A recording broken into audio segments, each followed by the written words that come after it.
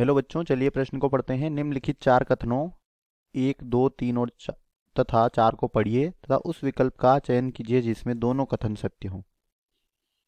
तो पहला है, प्रकाश अभिक्रिया की जेड स्कीम केवल पीएस फर्स्ट की उपस्थिति में होती है।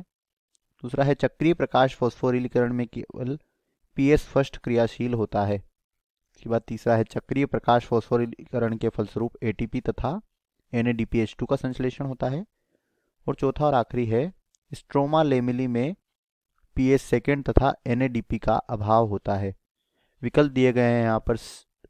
पहला है सेकेंड तथा फोर्थ, दूसरा है फर्स्ट और सेकेंड, तीसरा है सेकेंड और थर्ड, और चौथा और आखिरी विकल्प है थर्ड और फोर्थ। तो हमें बताना है कौन से कथन जो है यहाँ पर सही है, कौन से दो कथन सही है। तो चलिए बात करते हैं इस प्रश्न की मुख्य अवधारणा। तो यहाँ पर हमें बात करते हैं सबसे पहले कथन की। तो बच्चों, प्रकाश संश्लेषण की जो प्रकाश अभिक्रिया होती है, इसकी जो जेड स्कीम होती है, इसमें क्या होता है, जेड स्कीम में पीएस फर्स्ट यानी कि फोटो सिस्टम फर्स्ट और फोटो सिस्टम सेकेंड दोनों भाग लेते हैं, यानी कि दोनों की उपस्थिति में यह क्रिया होती है। और जेड स्कीम में क्या होता है, इलेक्ट्रॉन पुनः अभिक्रिया केंद्र पर वापस नहीं आता है।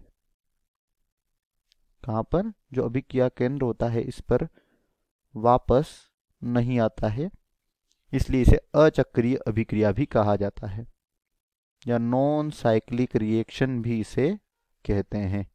ठीक से लिख लेते हैं इसको, यहाँ पर क्या कहा जाता है, अचक्रीय अभिक्रिया।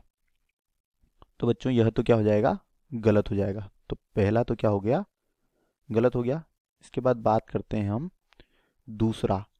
दूसरा है, चक्रीय प्रकाश फॉस्फोरिलीकरण में केवल पीएस फर्स्ट क्रियाशील होता है। तो चक्रीय प्रकाश फॉस्फोरिलीकरण जो होता है, इसमें केवल पीएस फर्स्ट यानी प्रकाश तंत्र प्रथम भाग लेता है। और इसमें जब इस अभिक्रिया केंद्र से इलेक्ट्रॉन निकलता है तो यह पुनः ही इसी अभिक्रिया केंद्र पर वापस आ जाता है, इसलिए इसे चक्रीय क्या कहा जाता है, चक्रीय अभिक्रिया कहते हैं, या चक्रीय प्रकाश फॉस्फोरिलीकरण कहा जाता है। तो यह तो बिल्कुल सत्य है, यानी कि दूसरा जो कथन है यह हमारा सत्य है।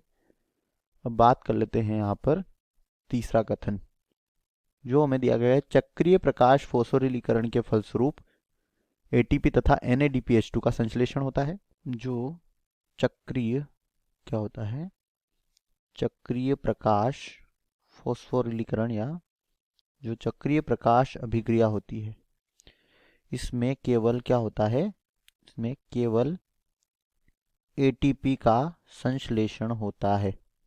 इसमें NADPH2 नहीं बनता। NADPH2 कहाँ पर बनता है, जब अचक्रीय अभिक्रिया होती है। तो यह कथन भी यहाँ पर क्या हो जाएगा, गलत हो जाएगा।